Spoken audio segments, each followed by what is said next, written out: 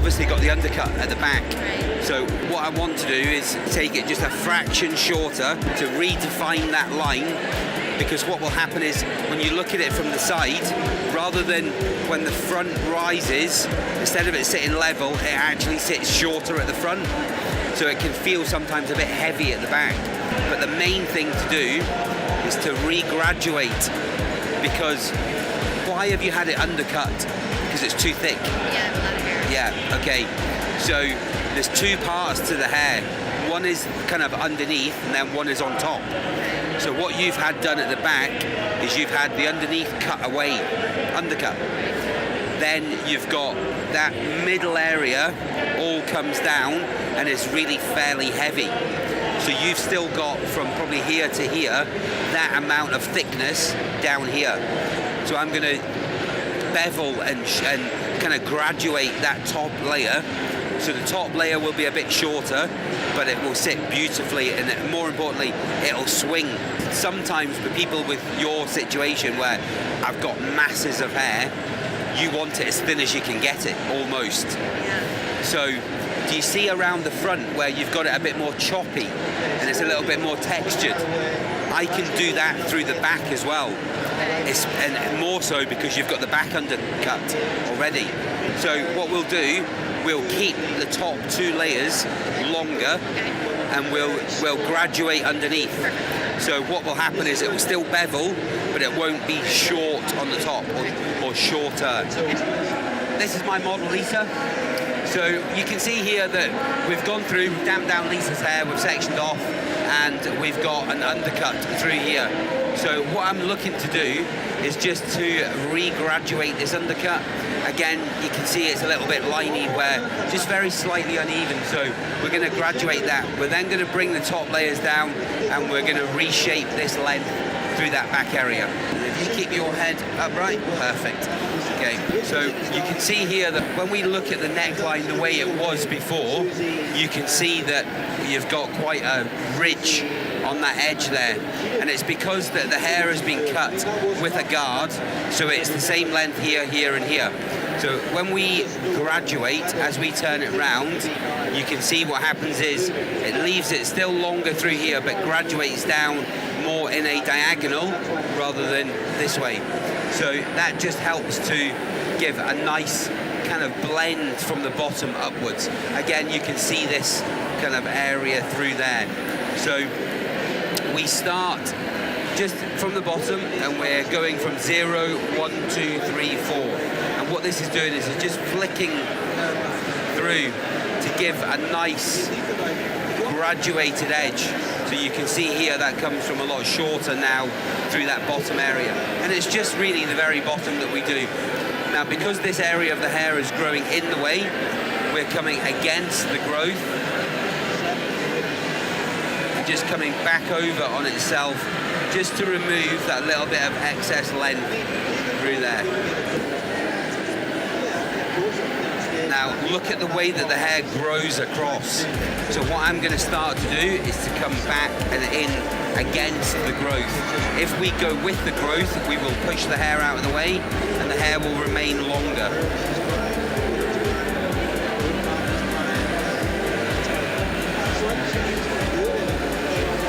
And you can see what I'm actually looking at. When I'm doing this and I'm looking at the hair coming through.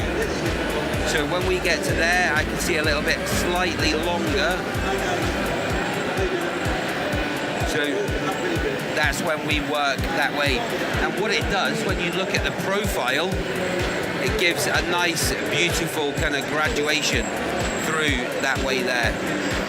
We now have our undercut nice and graduated, and what I'm looking at is I'm looking at the profile line as we work down and all the way around that haircut, and goes from longer to shorter or shorter to longer, just getting naturally angled out the way.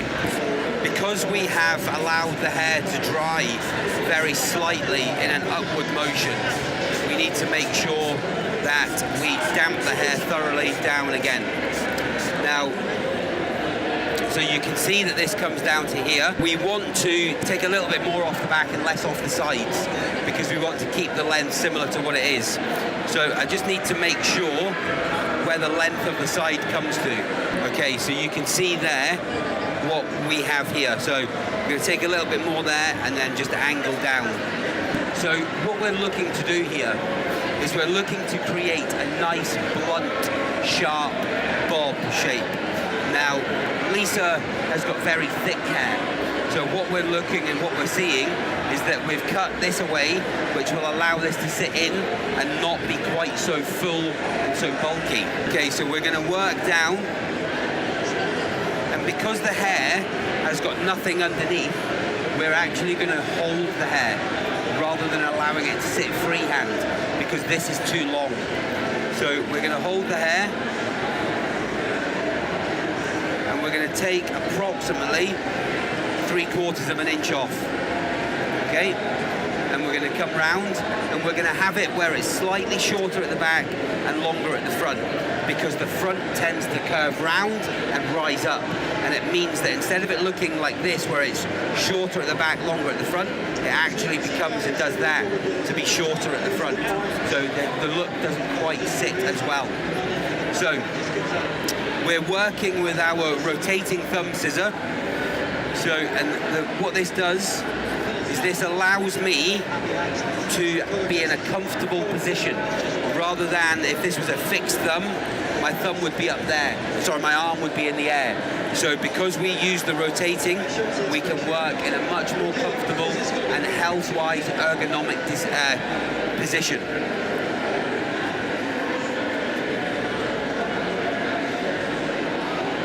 And as we cut each section, we're beveling the section in. And we're allowing that hair, or encouraging the hair, to sit in and under. Because this is, if we do that while we're cutting, it will do that while the hair is being styled. So we move round again, and then we work on the other side.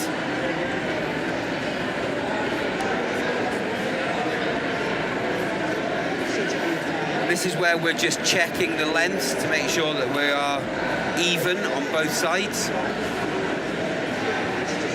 And then we continually work up each section, bringing it down to the guideline and working through there. But what we do, this section will be longer than this one, and it will allow it to bevel under this length here, creating a nice solid baseline.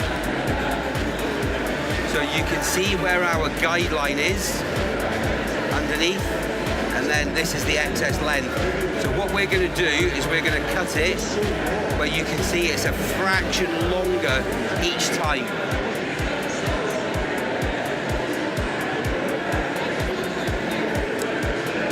So again, look just here, just allowing that to bevel under each time, gradually getting longer and longer.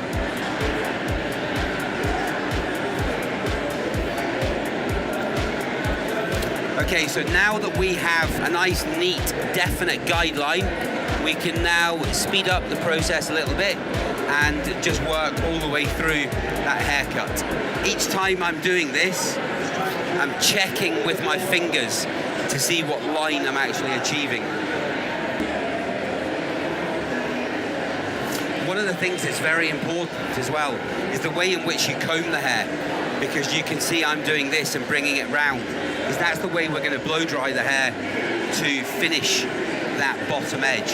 Now, if we do this, you can see that that hair wants to kick round that way.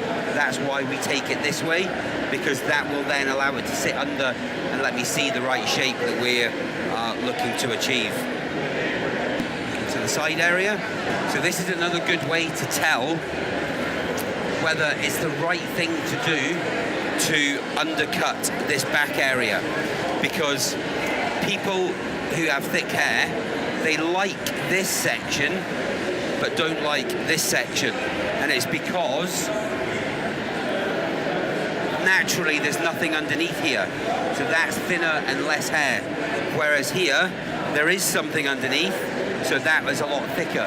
So if people like the way this sits, where it's a bit choppier and more textured, then, and they want that, but it's too thick, undercut it, and then you will be able to get that same textured effect on there. And we'll show you how to do that in just a second. So, taking these two panels now as one. So you can see here, there's our line coming down, and it's going to take off that little bit through that front area. So we are holding the hair, but you can see it's not tight. We're not holding it with firm tension. What we're actually doing is just gently kind of manipulating the hair into be in the right kind of area for us to cut that guideline in. Again, look at the way we're encouraging the hair to come back. Now, what we are going to do, once we have dried and finished the shape, we will straighten it, we'll get it to sit exactly the right way, and then we'll sharpen this edge. And you can see then we get this nice inverted shape.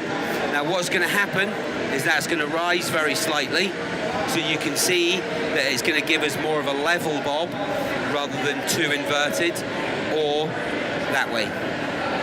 We work round onto our other side. We're going to graduate some of this, and it will just help it to bevel under better. And we've deliberately taken an off-center parting because the parting is in the middle of that, so it means that I'm keeping the top layer where the parting is that little bit longer. Okay, and the reason for that is because Lisa curls her hair. So your head forward, that's great. So we're just going through and just taking some of this thickness and weight away from the bottom of the hair. And you can see as we do this, look how much it just bevels right in.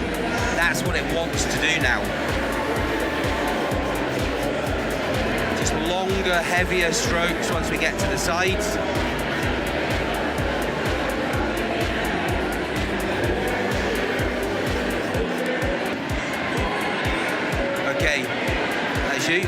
So you can see where we're starting to razor, that it's starting to give us that bevel. And this is the top layer that we're looking to remove. So that's what sticks out from the hair. Take your head forward.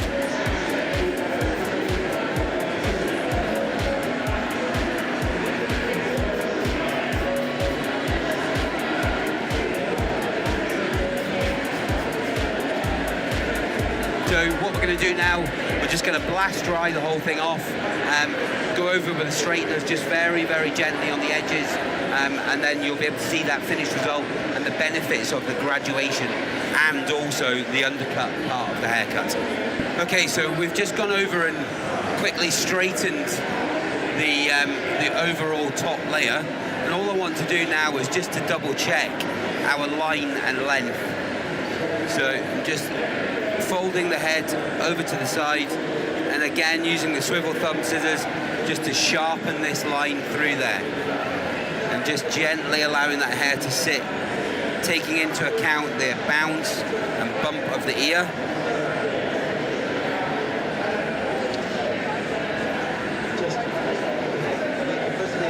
Just a tiny corner underneath.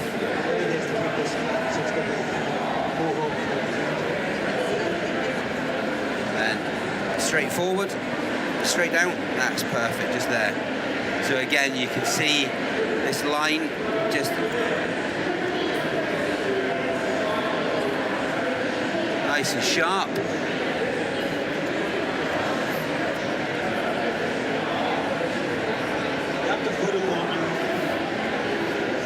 And then when we're doing the sides, we must have the head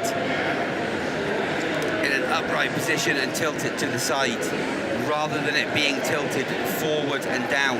It gives an unnatural lie for the hair. And then again, we have another small corner just here.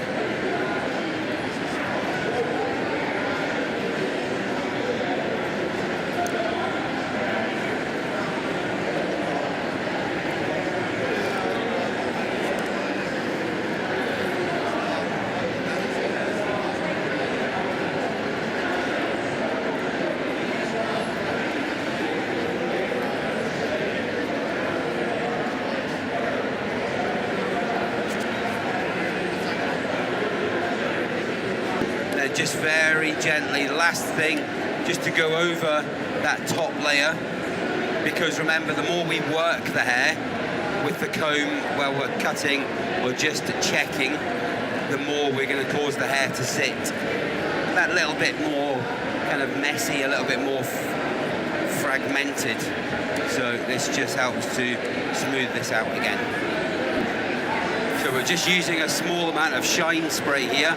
Shine spray helps just to control that static in the hair.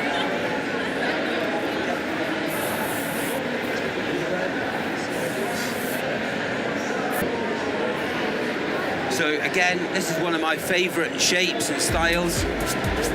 This is something which is timeless and is one of the hardest shapes to actually cut, purely and simply because the shape itself is so measurable. So you can see that we have the graduation on the underneath layer, and then we've sectioned the top off to allow that just to bevel back over through there, and it just gives us that really nice shape beveling in.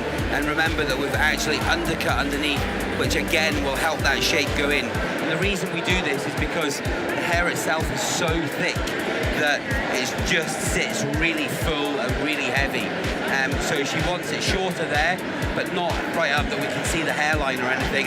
And this kind of shape and everything just works really well with this type of hair to give you the effect that people want, but with working with the type of hair that the client's got.